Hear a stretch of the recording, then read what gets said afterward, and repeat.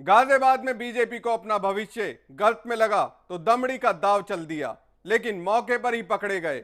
Vote की लड़ाई में बीजेपी ने नोट उतार दिए और विरोधी उम्मीदवार को खरीदने की कोशिश कैमरे में कैद हो गई। क्या बिना सौदेबाजी के गाजियाबाद में बीजेपी जीत नहीं पाएगी?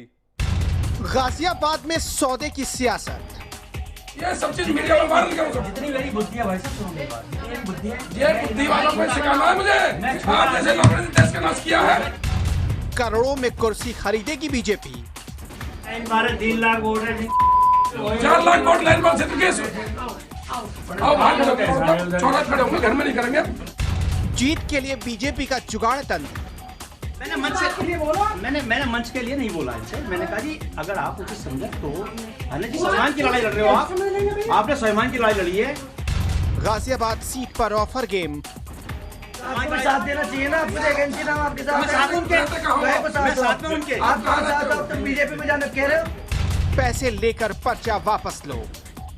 जी लड़ रहे हैं, सम्मान की लड़ाई लड़ रहे हैं। इन्हें कोई पैसे की जरूरत नहीं है, इन्हें केवल सम्मान की जरूरत है और सम्मान की लड़ाई लड़ रहे हैं। सम्मान बीजेपी देगी मुझे। जीत के लिए पार्टियां साम दाम दंड भेद हर युक्ति को अपना रही हैं और बीजेपी कुछ आगे ही नजर आ रही है।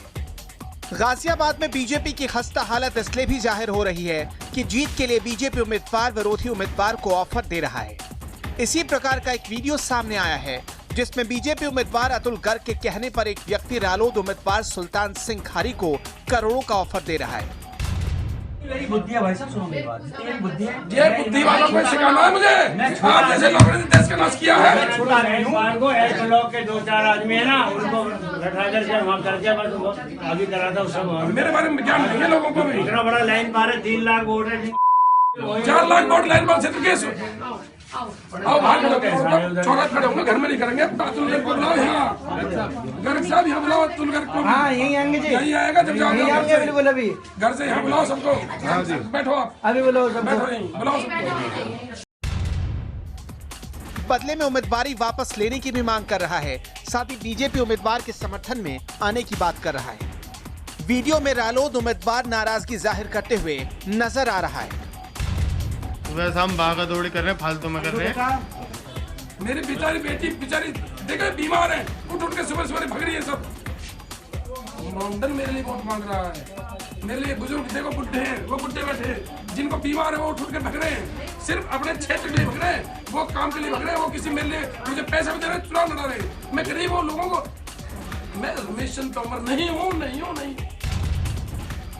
रालोद उम्मीदवार ने वीडियो की पुष्टि भी की है और ऑफर मिलने की बात को भी स्वीकारा है। सुल्तान सिंह खारी ने बताया कि सुबह 10:30 बजे उमेश गर्ग उनके पास पहुंचे। कुछ देर तारीफों के पुल बांधने के बाद करोड़ों रुपए लेकर विड्रॉ करने की बात कही। इसके अलावा पीएम मोदी के स्टेज पर भी पहुंचने की बात कही।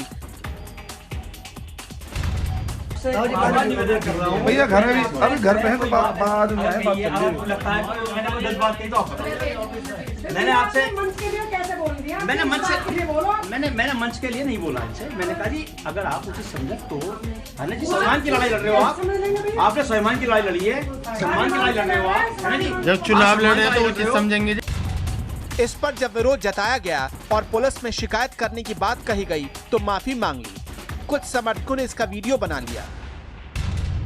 आज मेरे घर पर भारतीय जनता पार्टी से जुड़े हुए आरएसएस के लोग आए थे। आप हमारा मोदी जी के साथ मंच साझा कीजिए, आपकी सब व्यवस्थाएं कर दी जाएंगी और आप जो क्षेत्र की सम्मान की लड़ाई लड़ रहे हैं आपका सम्मान पूरा रखा जाएगा। तो मैंने कहा कि भाई आप लोग मेरा सम्मान क्या रखोगे? मैं क्षेत्र की लड़ाई लड़ रहा हूँ, मैं पैसे से बिकने वाला नहीं हूँ और मुझे लगता है कि ये लोग मेरे साथ कोई भी दुर्घटना भी करा सकते हैं।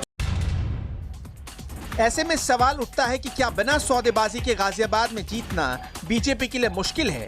देखना होगा चुनाव आयोग इस वीडियो का संज्ञान लेकर कब तक कार्रवाई करता है। गाजियाबाद से समाचार प्लस के लिए बदियूं जमा की रिपोर्ट।